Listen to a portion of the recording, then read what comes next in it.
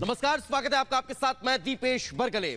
चलिए अब बात करते हैं प्रधानमंत्री नरेंद्र मोदी के असम दौरे की। असम दौरे के दौरान प्रधानमंत्री नरेंद्र मोदी ने न सिर्फ करोड़ों की सौगात दी, बल्कि अहोम साम्राज्य के सेनापति लाचित बोरफुकन की आदमकद प्रतिमा का अनावरण भी प्रधानमंत्री नरेंद्र मोदी ने किया है। आखिर कौन है बोरफुकन, तो वो आपको बता दें कि पूर्वोत्तर का जिन्हें शिवाजी कहा जाता था, उनकी आदमकद प्रतिमा का अनावरण प्रधानमंत्री नरेंद्र मोदी ने किया है। तो लाचित बोरफुकन की इस आदमकद प्रतिमा का अनावरण प्रधानमंत्री नरेंद्र मोदी करते नजर आए। तस्वीरों में आप देख सकते हैं। आपको जानकारी दे, मुगलों के खिलाफ अदम्य साहस के साथ उनके लड़ाई लड़ने और उसे जीतने के लिए, उनकी वीरता के लिए, उनके कुशल नेतृत्व के लिए उन्हें आज भी याद किया जाता है, जाना जाता है। जिस शख्स को पूर्वोत्तर का शिवाजी कहा जाता है, ऐसे शख्स की प्रतिमा का अनावरण, उनके उस प्रतिमा के अनावरण के साथ पुष्प अर्पित कर उन्हें नमन भी प्रधानमंत्री नरेंद्र मोदी ने किया है। आपको जानकारी दें, उनकी 400वीं जयंती पर उन्हें श्रद्धांजलि भी दी गई थी। तो ये तस्वीरें उस वक्त की जब लाचित बोरफुकन को प्रधानमंत्री नरेंद्र मोदी नमन करने पहुंचे। उनके इस आदमकद प्रतिमा का अनावरण प्रधानमंत्री नरेंद्र मोदी करने पहुंचे। लगभग 84 फीट की यह प्रतिमा है, जिसका अनावरण प्रधानमंत्री नरेंद्र मोदी ने किया है।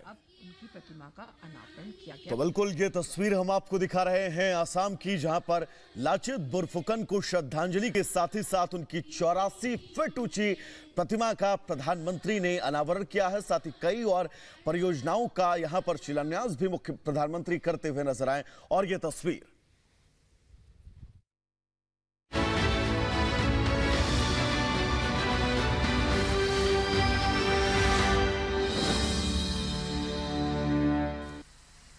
सियासत के हर संकट का समाधान जिनके पास है, the one who is the master of checkmating every political and opposition move.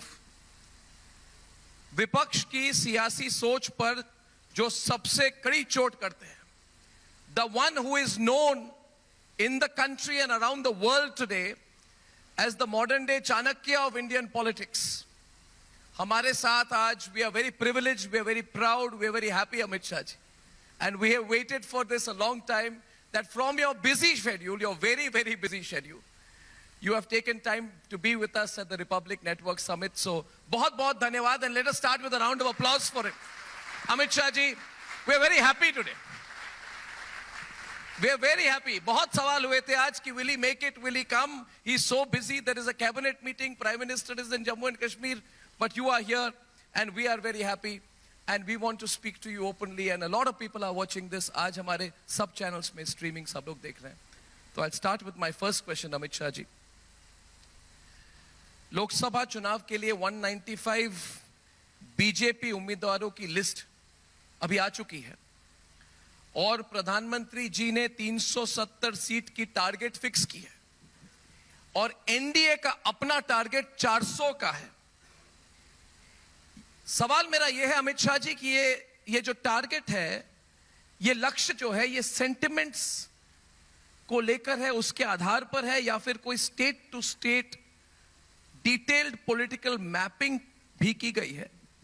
इस पर आप अगर कुछ हमारे साथ जानकारी हमें साझा करें तो we can start with that. देखिए, भारतीय जनता पार्टी राजनीति में विजय प्राप्त कर सत्ता प्राप्त कर लंबे समय तक सरकारें बनाने के लक्ष्य से नहीं है। हम राजनीति में जब से हमारी पार्टी की स्थापना हुई, तब से आजादी के आंदोलन के वक्त से जो लोग भारत को जानते थे, उनकी कल्पना के भारत बनाने के लिए हम राजनीति में आए हैं।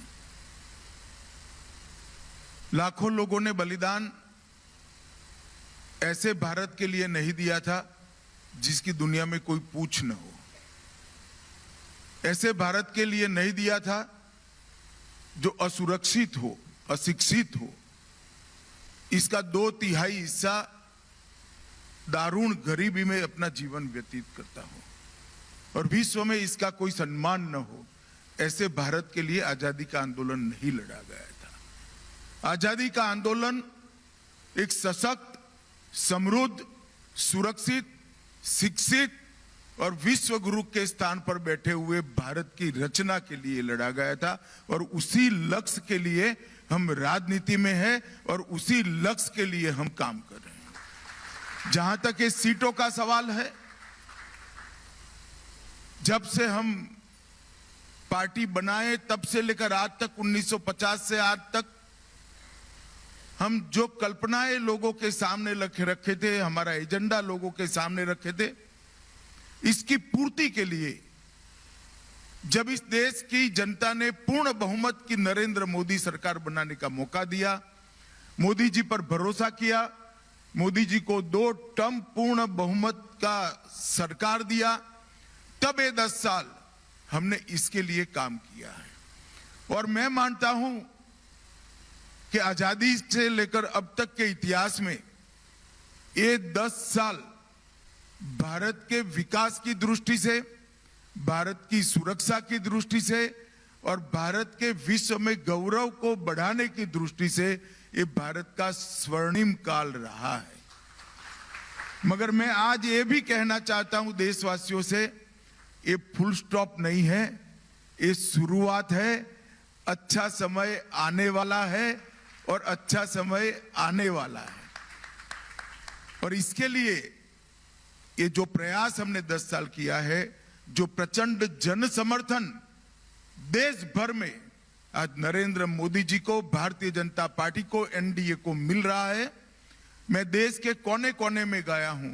चुनाव के पहले ही मैंने 136 सीटों का विजिट करा है। मैं आपको बता सकता हूं कि देश के कोने कोने से नरेंद्र मोदी जी के समर्थन में जनता खड़ी है।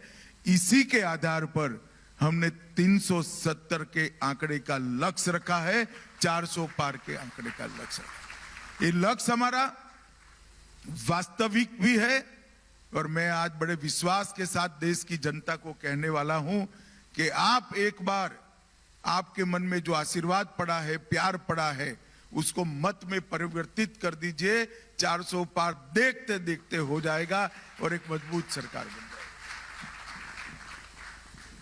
अगला सवाल मेरा अमित शाह जी शब्दों के संयम पर है।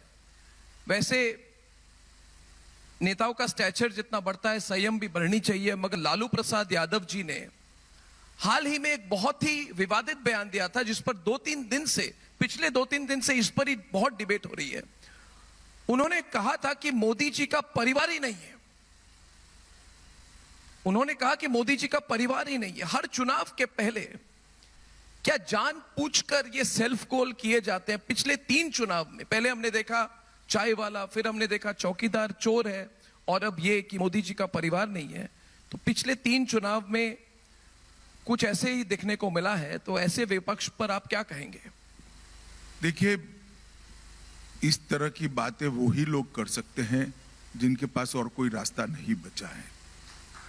ऐसी ओछी बातें कर कर देश की राजनीति को, उसके स्तर को गिराने का जो काम कर रहे हैं, हर बार जनता उसका जवाब देती है। परंतु मैं एक बात बताना चाहता हूं, मैंने मोदी जी को बहुत करीब से देखा है, कई सालों से उनके साथ काम किया है। लालू जी ने एक महीने में सही ही कहा है कि मोदी जी का कोई परिवार नहीं है।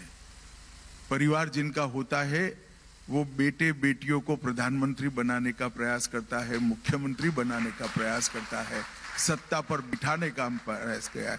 इस व्यक्ति ने 40 साल से केवल और केवल देश की जनता के लिए काम किया है। 23 साल से मुख्यमंत्री और प्रधानमंत्री रहने के बाद भी मैंने एक दिन छुट्टी लेते हुए उनको नहीं देखा है। सुबह